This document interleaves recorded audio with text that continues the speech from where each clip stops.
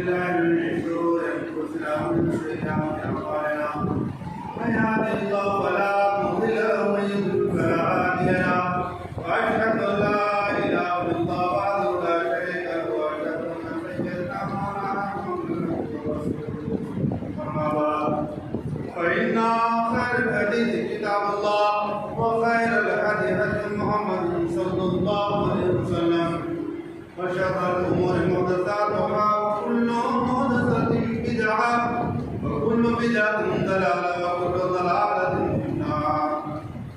أعوذ بالله السميع العليم من الشيطان الرجيم. بسم الله الرحمن الرحيم.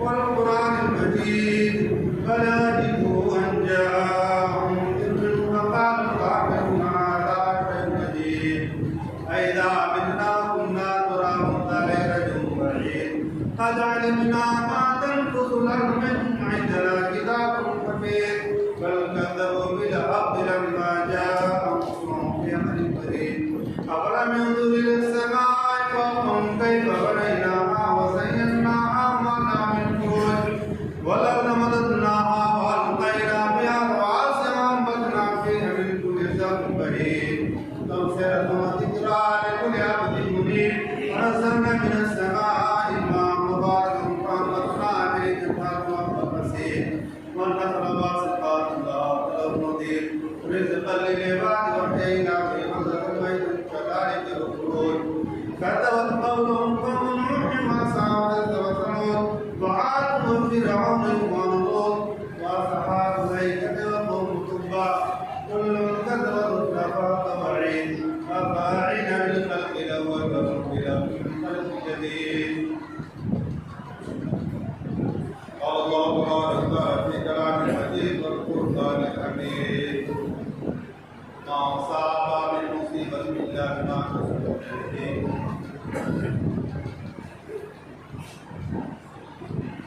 قال عليه السلام حاضرین امام دینی ملی بھائیوں،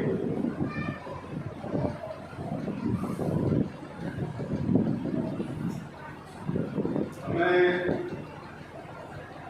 اولاً سبحان اللہ شریف کی تعریف کرنی آیت الجواب ہے. اس نے ہمیں پیدا کیا اور وہ بھی اشرف المخلوقات میں،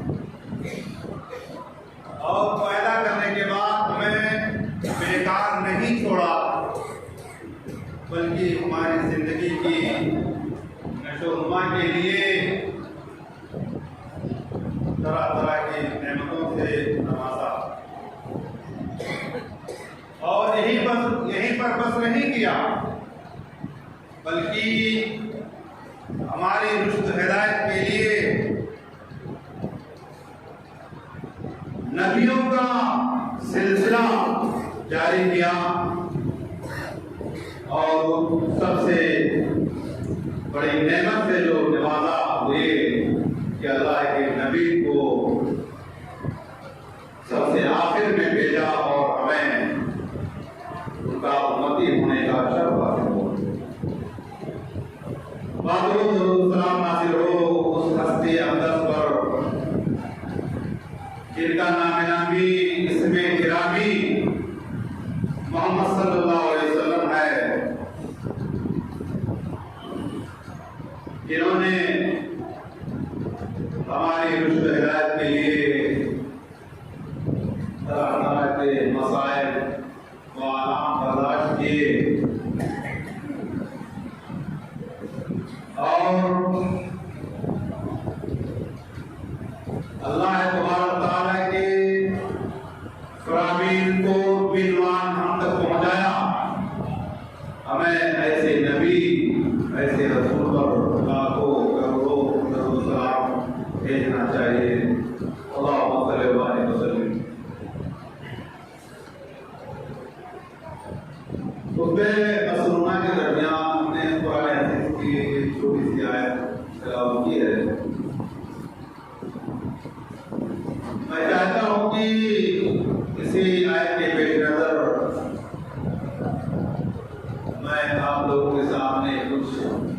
باتیں ختم ضرور تھا. آج ہم جس دور سے گزر رہے ہیں انتہائی نازک اور پرفتن دور ہے. وہ ہم چاہے معاشی اعتبار سے دیکھیں, سماجی اعتبار سے دیکھیں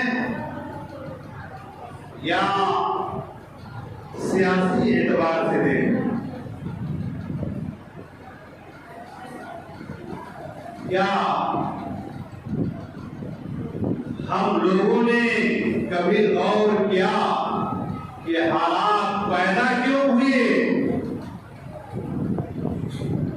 ہماری حالتیں بد سے بدتر ہوتی جا رہی ہیں, ہماری کھیتیاں سوکھ رہی ہیں, اور سیاسی جنگل میں اس طرح پھنستے چلے جا رہے ہیں کہ ہماری آہو پکار کو کوئی سننے والا نہیں, کوئی ترس کھانے والا نہیں. وجہ کیا ہے؟ کیا ہم چائے کی دکانوں پر چسکی لیتے ہیں اور جھوٹی خبروں کو پڑھتے ہیں؟ کیا ہم نے اپنے ماحول کا کبھی جائزہ لیا؟ کیا ہم نے ابھی یہ جو حالات ہوئے ہیں اللہ تبارک تعالیٰ نے اپنی رحمت کو روک لیا ہے, یعنی بارش کو, کیا ہم نے کبھی اس پر بھی غور کیا ہے کہ اللہ تبارک تعالیٰ اپنی بارش کو کیوں روکے ہوئے ہے؟ میرے دوستو, آپ جہاں دنیاوی معاملات میں غور کریں اور کر رہے ہیں, وہی تھوڑی سی قرآن حدیث کا مطالعہ بھی کیا کریں, اور ہم اپنے بچوں کو عادت بھی ڈالیں کہ وہ جو ہر ہاتھ میں ٹی وی اور ہر گھر میں ٹی وی ہے, جس کی مخالفت ہمارے اکابرین نے بھی کی تھی, اس کے ناجائز استعمال میں آج ہر گھر میں ایسا گھسا ہوا ہے کہ نکلنے کا نام نہیں لے رہا ہے. میرے دوستو, خطبہ مسمونہ میں ہم نے یہ آیت تلاوت کی, ما اصاب من مصیبت الا بما کسبت ایدیکم. یہ مصیبتیں جو آتی ہیں تمہارے ہاتھ کی کمائی ہے. یہ کون کہہ رہا ہے؟ یہ اللہ رب العزت کہہ رہا ہے. یہ اللہ کے خزانے میں کوئی کمی نہیں, پانی کی کمی نہیں, دولت کی کمی نہیں, پھر بھی آج حالات یہ ہیں کہ ہماری کھیتیاں سوکھ رہی ہیں اور ہم اپنی جو عقل دوڑا رہے ہیں, کہیں کہیں عقل بھی فیل ہوتی جا رہی ہے. کوئی دولت کے نشے میں اتنا چور رہتا ہے, کوئی بات نہیں, بارش نہیں ہوئی کوئی بات نہیں, ہم تو ٹیوب ویل سے اپنا کھیت سینچ لیں گے. اس طرح کی بھی واقعات سننے میں آیا ہے. اور یہیں تک نہیں, جب اللہ تبارک تعالیٰ اپنی رحمت سے نوازتا ہے تو فخر سے کہتا ہے, ارے نہیں جانتے ہو کیسے پیدا ہوا, ہم نے بہت دماغ لگایا, عمدہ قسم کی کھاد ڈالا, بہترین سینچائی کی ٹیوب ویل سے, اور وقت پر کاٹا, وقت پر دوائی ڈالی, اور یہ ساری کی ساری عقل اللہ تبارک تعالیٰ یہی پہ فیل کر دیا. ایک رحمت اللہ تبارک تعالیٰ جب اپنی چھین لیتا ہے, ساری کی ساری عقلیں جو ہے برباد ہو جاتی ہیں اور تماشا دیکھتے رہتی ہیں, آنکھیں جو کیا جاتی ہیں, انسان کچھ کہہ نہیں پاتا. اب آؤ اس کا ہم جائزہ لیں کہ اللہ تبارک تعالیٰ نے جو یہ فرما دیا, یہ جو مصیبتیں تمہارے اوپر آتی ہیں تمہارے ہاتھ کی کمائی ہیں, یہ اللہ رب العزت نے یوں ہی نہیں دے دیا ہے. اللہ تبارک تعالیٰ نے سورہ روم کے اندر فرما دیا, ظہر الفساد فی البر والبحر بما کسبت ایدی الناس لیذیقہم بعض الذی عملوا لعلہم یرجعون. خشکی اور تری میں یہ لوگوں کے بدعمالیوں کی وجہ سے ہے۔ اظہار الفساد فی البر والبحر، یعنی کشتی اور بحری میں لوگوں کے بدعمالیوں کی وجہ سے فساد برپا ہو گیا ہے۔ یعنی یہ صرف خشکی میں نہیں، یہ سمندروں میں بھی، سمندروں کے کنارے بھی ایسے فساد ہو گئے ہیں کہ جو فساد جو برپا کیا ہے اللہ رب العزت نے اپنے باران رحمت کو روک کر کے، یہ فساد کیا ہے؟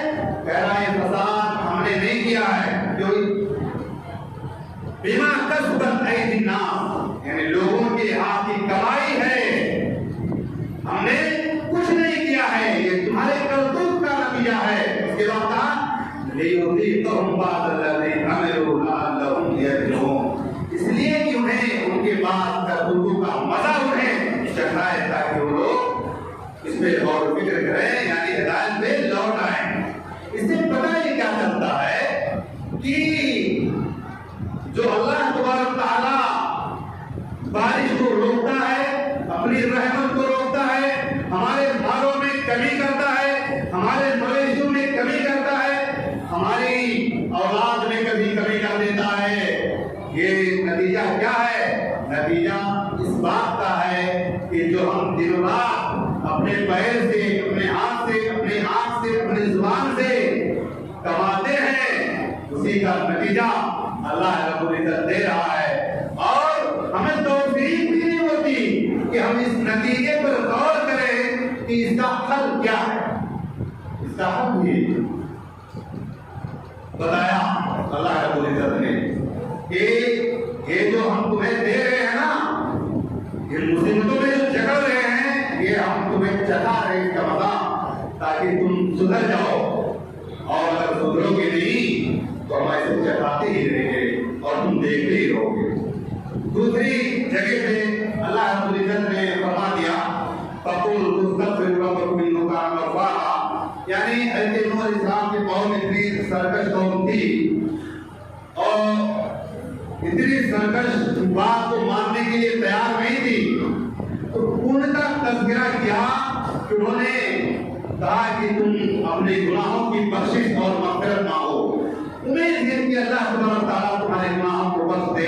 اسی کا تذکرہ کیا کہ اے نبی آپ ذکر کیجئے، آپ بتائیے، اپنی قوم کو بتا دیجئے کہ یہ قوم استغفار کرے، اور اس کے عوض میں یہ ہوگا کہ اللہ تبارک تعالیٰ اس استغفار کے بدلے میں ہماری جو ہے مصیبتوں کو دور کر دے گا۔ یہ ایک بار حسن بصری رضی اللہ تعالیٰ رحمۃ اللہ علیہ درس دے رہے تھے، آ کر کسی نے سوال کیا کہ بارش نہیں ہو رہی، آپ کوئی نسخہ بتا دیجیے۔ تو انہوں نے کہا کہ جاؤ استغفار کرو۔ اسی مجلس میں دوسرا آدمی آیا، اس نے شکایت کی کہ ہمارے پاس اولاد نہیں، کوئی نسخہ بتا دیجیے کہ ہم صاحب اولاد ہو جائیں۔ امام حسن بصری نے کہا کہ جاؤ استغفار کرو۔ تیسرا آدمی آیا، اس نے مال میں کمی کی شکایت کی، اور تیسرے کو بھی کہا کہ جاؤ استغفار کرو۔ مجلس میں ایک آدمی اٹھا اور کہنے لگا حضرت یہ 3 آدمی آئے اور 3 لوگوں نے 3 طرح کا سوال کیا، اور آپ نے تینوں کو ایک ہی جواب دیا کہ جاؤ استغفار کرو۔ کیوں؟ انہوں نے کہا کہ ہم یوں ہی نہیں کہے، قرآن مجید میں اللہ تبارک تعالیٰ کہتا ہے فَقُلْ تُسْتَغْفِرُوا إِنَّهُ كَانَ غَفَّارًا، کہ تم استغفار کرو، اللہ تبارک تعالیٰ تو پتہ یہ چل رہا ہے کہ ہم رات دن جو گناہ کر رہے ہیں اور اس گناہ کے عوض میں اللہ تبارک تعالیٰ نے ہماری بارش کو روک لیا جو ہمارے حق میں مفید تھا، ہمارے مال میں کمی کر دیا جو ہمارے حق میں مفید تھا. اس کے عوض میں ہمیں کیا کرنا چاہیے؟ اور اس کے عوض میں ہمیں کرنا یہی چاہیے کہ اللہ سے استغفار کرے، اپنے گناہوں کی معافی مانگے، اور اس کے عوض میں اللہ تبارک تعالیٰ بارش بھی نازل کرے گا اور مال میں ترقی بھی دے گا. دوسری جگہ اللہ تبارک تعالیٰ یہی فرما رہا ہے، اعوذ باللہ من الشیطان الرجیم، بسم اللہ الرحمن الرحیم، یرسل السماء علیکم مدرارا ویمددکم باموال وبنین ویجعل لکم جنات ویجعل لکم انہارا. یعنی وہ تمہارے اوپر موسلادھار بارش کرے، آسمان کو چھوڑ دے گا برستا ہوا. ویمددکم باموال وبنین، اور تمہیں بے در پہ مال میں ترقی دے گا اور اولاد میں ترقی دے گا. ویجعل لکم جنات ویجعل لکم انہارا، اور تمہیں اللہ تبارک تعالیٰ کیا دے گا؟ تمہارے لیے جنات کر دے گا، باغات دے دیں گے، اور تو ایسے باغات ہوں گے کہ نہریں بھی دے دے گا اللہ تبارک تعالیٰ. یہ فرمایا مالکم لا ترجون للہ وقارا، یعنی تمہیں کیا ہو گیا ہے کہ تم اللہ کی برتری کو مانتے نہیں. انسان اگر کوئی بیماری ہو جائے تو یہ ہمارے ایمان کی کمی ہے کہ ہم سب سے پہلے رونا دھونا شروع کر دیتے ہیں، اور سب سے پہلے اگر کوئی کمزور آدمی ہے ویسے نہیں ہے تو اپنے حالات کے اعتبار سے کیا کہے گا؟ چلو تھوڑا ڈاکٹر کے پاس جو دوا لے گا. اللہ تعالیٰ نے اور رخصت دے دی نہیں، چلو تھوڑا سا شہر میں چلو، اور رخصت دے دی پی جی آئی میں لے کے چلے جائیں. یہ توفیق نہیں ہوتی غور و فکر کرنے کے لیے کہ ہم اپنی گناہوں کو یاد کریں اور اللہ سے معافی طلب کریں اور اللہ سے دعا بھی کریں. جبکہ ایسا نسخہ کسی دین میں، کسی دھرم میں، کسی رہبر نے بتایا ہی نہیں جو ہمارے نبی نے بتا دیا. صحابہ کرام کی حالات کا اگر ہم جائزہ لیں تو ایک اگر چوٹی پھٹ جاتی تھی تو اس کے لیے بھی اللہ سے دعا کرتے تھے، لیکن ہمیں اللہ تبارک تعالیٰ نے اتنا مال دیا، اتنا مال دیا، اتنا مال دیا، اتنی نعمتوں سے نوازا کہ ہمیں توفیق ہی نہیں ہوتی ہے دعا کرنے کی. اور علم تو یہ ہے، افسوس اس بات کا ہے کہ جہاں قرآن و حدیث کی تعلیم ہوتی ہے اور جو بھی چیز قرآن اور حدیث کے فیصلے کے مطابق علماء بتاتے ہیں، لیکن کچھ لوگ اس کا الٹا مطلب نکالتے ہیں. بہت سے لوگوں کو تو فرصت اسی بات سے نہیں ملتی ہے کہ صرف مولوی کے پیچھے لگے ہوئے ہوتے ہیں. میرے دوستوں میں کہنا یہ چاہ رہا ہوں کہ جہاں دعا کرنے کی اتنی فضیلتیں اللہ تبارک تعالیٰ کر دیا، مولوی نے صرف یہ کہا، بڑے بڑے ہمارے اکابرین نے یہ کہا کہ جماعت کے ساتھ ایک ساتھ دعا نہیں مانگ سکتے. اب نتیجہ کیا ہوا؟ سلام پھیرتے ہی مانگنا شروع. ارے بھائی، ہاتھ اٹھانے کے لیے منع کیا گیا، آپ کو دعا کرنے کے لیے منع نہیں کیا گیا تھا، لیکن اس کا نتیجہ کیا ہوا کہ آپ دعا ہی نہیں کرتے. اپنی حاجت جو ہے، اپنی ضرورت جو ہے، اس کو اللہ تبارک تعالیٰ کے سامنے نہیں پیش کرتے. اللہ تبارک تعالیٰ ہماری باتیں کیسے سنے گا اور ہمیں کیسے اپنی رحمت سے نوازے گا، یہ ہمارے سمجھ میں خود آتی ہی نہیں. آپ کوئی مسئلہ ہو تو عالموں سے پوچھیں، اور یہ قرآن مجید میں اس کا حکم بھی ہے کہ اگر آپ نہیں جانتے تو اہل علم سے پوچھو، یعنی جو فن کا ماہر ہے. حدیث کی بات ہے، جو ہمارے مفتیان کرام ہیں، بڑے مدنی حضرات ہیں، جو ماہر ہوتے ہیں حدیث میں، آپ ان سے رابطہ کریں، اپنا فیصلہ نہ کریں کہ ہم دعا ہی کو چھوڑ دیں کہ اللہ تبارک تعالیٰ استغفار کرنے کا حکم کرتا ہے. دعا ہی دعا اور کیا ہے؟ اللہ کے نبی کے جو ساتھی تھے ہمیشہ اللہ تبارک تعالیٰ سے دعا کرتے رہتے تھے، مانگتے رہتے تھے. میرے دوستوں، آج ہم بھول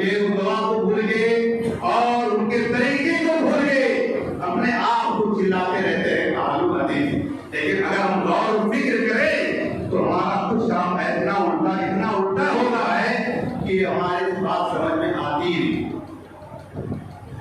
تو کہنے کا مطلب یہ ہے کہ ہم اپنے آپ کو جائزہ لیں، اللہ تبارک و تعالیٰ سے دعا کریں، اللہ تبارک و تعالیٰ بارش بھی نازل کرے گا، اللہ تبارک و تعالیٰ ہمارے گناہوں کو بھی معاف کرے گا، اور یہ دولت سے کتنا نوازے گا کہ ہم اس کو سوچ بھی نہیں سکتے۔ دوسری چیز ہے قرآن مجید میں اللہ تبارک و تعالیٰ فرماتا ہے وَمَا أَصَابَكُم مِّن مُّصِيبَةٍ إِلَّا بِمَا كَسَبَتْ أَيْدِيكُمْ وَيَعْفُو عَن كَثِيرٍ۔ یہی ادھوری آیت جو ہم نے آپ کے سامنے خطبہ رسولہ میں تلاوت کی تھی اسی میں سے ہے، اور مصیبتیں جو آتی ہیں تمہارے ہاتھ کی کمائی ہے، اور اسے وَيَعْفُو عَن كَثِيرٍ، اور بہت سے ہماری لفظوں کو اللہ تبارک و تعالیٰ کو ایسے ہی معاف کر دیتا، اس کو معاوضہ نہیں کرتا۔ اللہ تبارک و تعالیٰ ہماری لفظوں کو ایسے ہی معاف کر دیتا ہے، اس پہ معاوضہ کرتا ہی نہیں ہے، اور اگر معاوضہ کر لے میرے دوستوں تو ہم ادھر کے نہیں ہوں گے۔ اور اللہ کے نبی صلی اللہ علیہ وسلم نے فرمایا کہ اللہ تبارک و تعالیٰ فرماتا ہے کہ اگر یہ میرے بندے میری اطاعت کریں، میری فرما برداری کرنے لگیں، تو میں ان کو رات میں بارش ایسی کروں گا اور دن کے اندر سورج طلوع ہوگا ان کے اوپر اور کڑک کی آواز بھی نہیں ہوگی، ان کے اوپر کڑک کی آواز بھی نہیں ہوگی۔ اس سے پتہ کیا چلا؟ پتہ یہ چلا اس حدیث سے کہ بارش کا ہونا اور رات میں اور اس بات اور یہ اس طرح کی بارش ہو جس میں کہ کڑک کی آواز نہ ہو، گرج نہ ہو، بجلی نہ چمکے، تو یہ سمجھ جائیے کہ اللہ تبارک تعالیٰ کا بہت بڑا انعام ہے۔ لیکن یہ انعام کب ہوگا؟ اللہ کے نبی نے فرما دیا یہ اللہ تبارک تعالیٰ انعام اس وقت کرے گا جب آپ اللہ تبارک تعالیٰ کے مطیع اور فرما بردار ہو جائیں گے، اور اگر آپ مطیع اور فرما بردار نہیں ہوئے تو آپ اس کا الٹا سمجھ جائیں کہ اللہ تبارک تعالیٰ ہمارا حشر کیا کرے گا اور ہمارے ساتھ کیا کرے گا۔ اور دوسری آیت میں یہ فرما دیا وَأَلَّذِينَ اسْتَقَامُوا عَلَى الطَّرِيقَةِ لَأَسْقَيْنَاهُم مَّاءً غَدَقًا، اگر وہ لوگ سیدھی راستے پر رہیں، وَأَلَّذِينَ اسْتَقَامُوا عَلَى الطَّرِيقَةِ لَأَسْقَيْنَاهُم، یعنی اگر وہ سیدھی راستے پر رہیں لَأَسْقَيْنَاهُم تو ہم نے بہت زیادہ پانی دیں گے، برسائیں گے، سیراب کر دیں گے بہت زیادہ پانی سے۔ سیدھے راستے پہ کرنے کا یہ نہیں کہا کہ جا کر کے پان کی چائے کی دکان پہ آپ لنترانی ہانکتے رہے اور اپنے عقل کا سکہ ان لوگوں کو بیٹھاتے رہے جو بیچارے کم پڑھے لکھے ہیں۔ یہ نہیں کہا گیا۔ آپ وہاں محاسبہ کریں، آپ یہ اس وقت ہوگا جب آپ سیدھے راستے پر ہوں گے، اور سیدھا راستہ کیا ہے میرے دوستو؟ ایک چیز پر اگر غور کیا جائے تو میرے خیال سے یہ چیزیں ساری کی ساری حیا ہو جائیں گی۔ میں یہ جو قرآن حدیث کی چیزیں آپ لوگوں کے سامنے پیش کر رہا ہوں، یہ جو ہی نہیں، میں پڑھائی کے زمانے میں پڑھا، ہمارے یہاں کے استاد بھی ہیں بیچارے، اس وقت وہ سمجھاتے تھے تو باتیں ہمارے سمجھ میں نہیں آتی، لیکن جب پڑھائی کا زمانہ گزرا، جب مڈل ایسٹ گھوم کے آیا، بڑھاپا آ گیا، تو ہمارے دل میں خوف پیدا ہوا کہ لاؤ ہم بھی کچھ خدمت کریں۔ اب ایک آیت کو جب مطالعہ کرتے ہیں تو یہ باتیں منتشر ہوتی ہیں کہ اللہ تبارک و تعالیٰ ہم سے کیا چاہتا ہے۔ یہ کب ہوگا جب آپ اپنی حالات پہ جائزہ کریں گے اور گہرائی کے ساتھ پڑھیں گے۔ قرآن پڑھنے والے کو ثواب کی نیت سے زیادہ اس زمانے میں تو میرے خیال سے جھاڑو کی نیت سے لوگ زیادہ لٹکاتے ہیں۔ پڑھنے کو کون کہے؟ وہ لٹکانے میں اپنے آپ کو آگے سمجھتے ہیں، کہتے بس ہم بات ہو گئی، ہماری نیا یہ پار کر دے گا۔ اور یہ میں وہی تجربے کی بنیاد پہ کہہ رہا ہوں ہمارے گھروں میں، ہمارے گاؤں میں. میرے دوستو، میرا گاؤں پتری بازار ہے، آپ لوگوں نے سنا بھی ہوگا، بہت مشہور بھی ہے، بہت عالم ہے. حالات، اندرونی حالات یہ ہے کہ وہاں شرک اور بدعات بھی جنم لے چکے ہیں، اور ایسے ایک دو گھر آ گئے ہیں یہاں تک کہ حنفی بھی ہو گئے ہیں. اور کون حنفی؟ ماشاء اللہ، چادر چڑھانے والے، وہ لٹکانے والے. اللہ تبارک تعالیٰ کیا ہم سے سوال نہیں کرے گا؟ اللہ تبارک تعالیٰ ہم سے پوچھے گا نہیں. ایک مولوی کو اگر کوئی گالی دے دے، میرے خیال سے وہ اتنا غصہ ہو جائے گا دوبارہ کسی سے بات نہیں کرے گا. میں کئی مولویوں کو ایسے ہی بتایا کہ آپ ایک گالی پہ ناراض ہو جاتے ہو. اللہ کے نبی کا طریقہ تو دیکھو. طائف میں گئے تھے، لوگوں نے مار مار کر لولہان کر دیا تھا، پھر بھی کوئی غم کی بات نہیں. فرشتہ آیا اور اجازت بھی دیا. ہوا تھے، آپ جانتے ہوں گے کہ کیا اگر اللہ کے نبی کہہ دیتے تو کیا حال ہوتا. آج کا مولوی کوئی جاہل کوئی بات کہہ دے گا، بیچارہ رونے لگتا ہے، کہتا نہیں ہے بھائی یہ کام ہم سے ہونے والا نہیں، یہ کام ہم سے ہونے والا نہیں. بہرحال کہنے کا مقصد یہ ہے کہ ہم غور فکر کریں. یہ بارش کے بارے میں ایک عبداللہ ابن عمر رضی اللہ تعالیٰ عنہ کی روایت میں ایک حدیث ہے، لمبی حدیث ہے. انہوں نے کہا کہ اقبل علیہ رسول اللہ صلی اللہ علیہ وسلم فقال، کہ اللہ کے نبی صلی اللہ علیہ وسلم ہمارے پاس آئے اور انہوں نے کہا کہ تمہیں 5 چیزیں بتا دیتا ہوں. 5 چیزیں اگر تم اس میں مبتلا کر دیے گئے تو میں چاہتا ہوں، میں اللہ کی پناہ چاہتا ہوں کہ تم اس میں مبتلا کر دیے جاؤ. یعنی بڑی خطرناک چیزیں ہیں. اور اسی میں یہ کہا تھا کہ جب یہ فحش کسی قوم میں ظاہر ہو جائے، زنا کی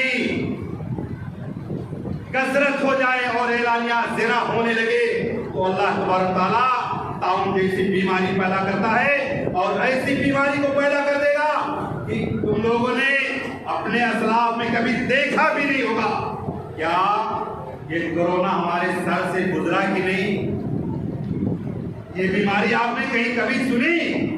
ہاں، اپنی گھوڑا دوڑانا، فلاں سے نکلی، بندر سے نکلی، مچھی سے نکلی، چائنا سے نکلی، ایک آدمی سے دوسرے آدمی سے منتقل ہوئی.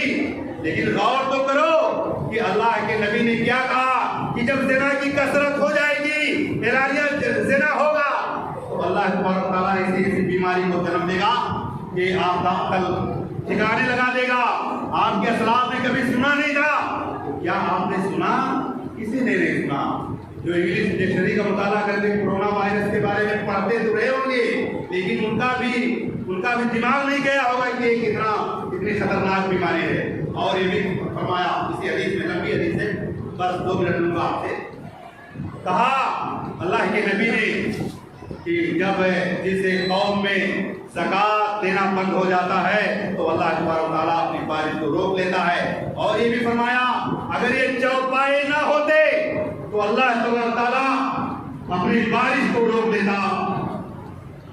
گویا کہ ہمارے اعمال اتنے خطرناک ہیں کہ چوپائے جیسوں کی ہمیں سہارا لینا پڑتا ہے. اور ایک حدیث میں تو یہ آتا ہے کہ جب اللہ تعالیٰ احسان نازل کرتا ہے تو یہ چوپائے انسانوں پہ لعنت بھیجتے رہتے ہیں کہ انہی کی وجہ سے ہمارے اوپر یہ اللہ تبارک تعالیٰ نے بات نہیں نازل کیا، احسانی میں مبتلا کر دیا ہے. میرے دوستو، آخر میں آپ لوگوں سے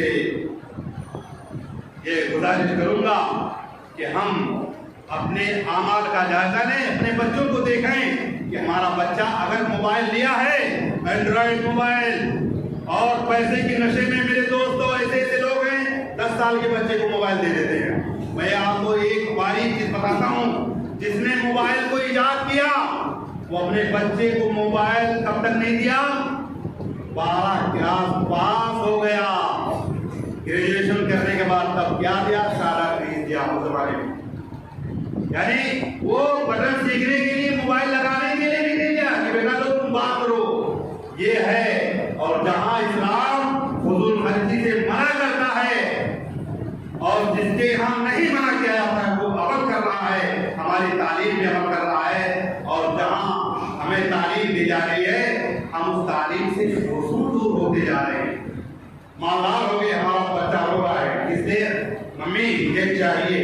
موبائل اینڈرائڈ، مجھے کیا پبجی کھیلنا ہے، مجھے کیا ہے سیریل دیکھنا ہے۔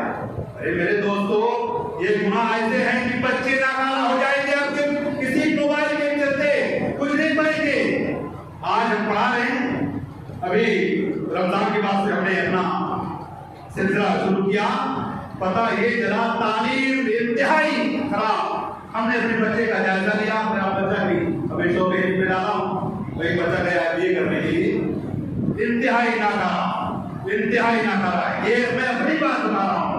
تو کیا ہم اپنا جو سوچتے ہیں جس ماحول میں رہتے ہیں، شاید کہ آپ بھی اسی ماحول میں رہتے ہیں، اور امید ہے کہ آپ اپنے بچوں کو جن کی عمریں بہت زیادہ کم ہیں موبائل سے بچائیں گے، اور اپنے آپ کو وقت ایسی جگہ بیٹھنے سے بچائیں گے جہاں وقت ضائع ہو، اور حرام کی کمائی سے بھی بچیں گے اور اپنے بچوں کو بھی بچائیں گے۔ امید ہے کہ اللہ تبارک تعالیٰ ہم سب لوگوں کو کہنے اور سننے سے زیادہ عمل کرنے کی توفیق دے۔ اللہ تبارک تعالیٰ سے دعا ہے کہ اے اللہ، ہمیں سے جو بیمار ہیں اور ہمیں سے جو انتہائی مرض میں مبتلا ہیں، ان کی بیماری کو ٹھیک کر دے، چاہے بیماری چھوٹی ہو یا بڑی ہو۔ اللہ، ہمارے مسلمان بھائی جہاں کہیں بھی پریشان حال ہوں، ان کی پریشانی کو بھی دور کر دے۔ اللہ، ہم پہ یہ بارش ہیں، ٹوٹ گئی ہیں، اللہ اپنی رحمت سے بارش کو نازل کر دے۔ اللہ، ہم گنہگار ہیں، اللہ ہمیں ہمارے اندر اتنی طاقت نہیں، ہمارے اندر اتنی نیکی نہیں کہ میں اس کا دے کر کے میں تجھ سے بارش کی دعا کروں۔ اللہ، اپنے گناہ بندے پر تو رحم کر، بارش سے نواز دے۔ اور آخر میں اللہ تعالیٰ سے دعا ہے، ہمارا جو خاتمہ ہو، اے اللہ